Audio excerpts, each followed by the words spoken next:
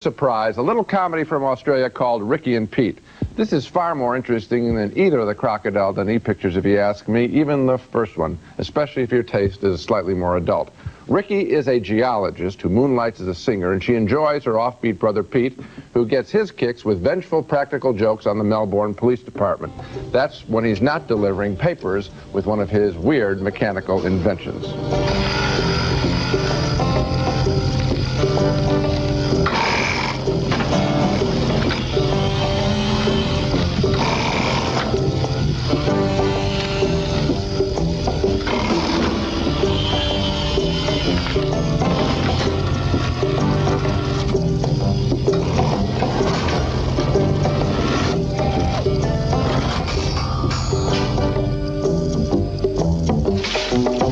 Not a bad device.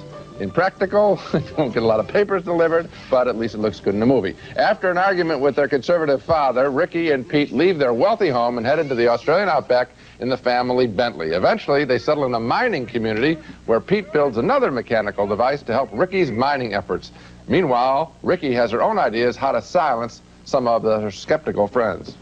So next is Miss Annie Oakley. Jesus, Rikky, we were only joking. So was I.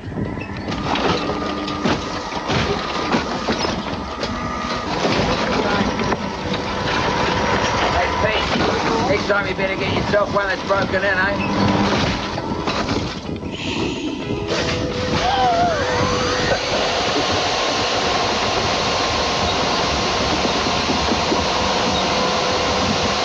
What's so wonderful about this picture is not only are the leads interesting, but there are a bunch of wonderful supporting characters in film, including an angry police sergeant in Melbourne. Now, we've seen this guy, the cop, being frustrated, but you saw it in Jackie Gleason playing it in Smokey and the Bandit. This guy is more funny than that.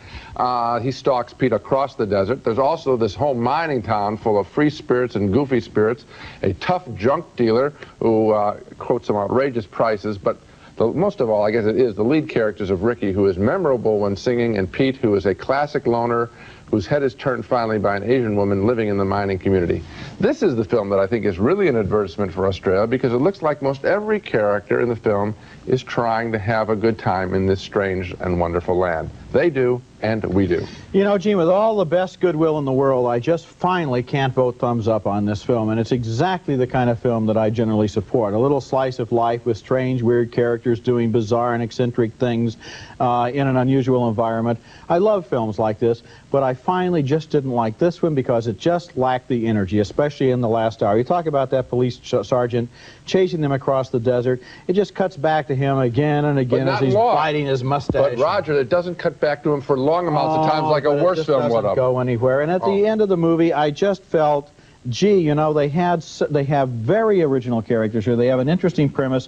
What they didn't have was the energy to really crank it up to the point where it could be truly comic instead of simply whimsical. Well, I'll tell you this, I never expected the ending of the film, not that it's any great shakes, because I think this film is about character, and I think character can be quietly surprising and enjoyable. I didn't know that the film was going to end the way it did, and I don't think you did either. It was quietly surprising and enjoyable, but too quietly surprising and enjoyable. That is strange. Red Heat, you like them bludgeoned over the head. Thank you. Agreement on Rikky and Pete, the whimsical slice of life from Australia. Gene liked it more than I did.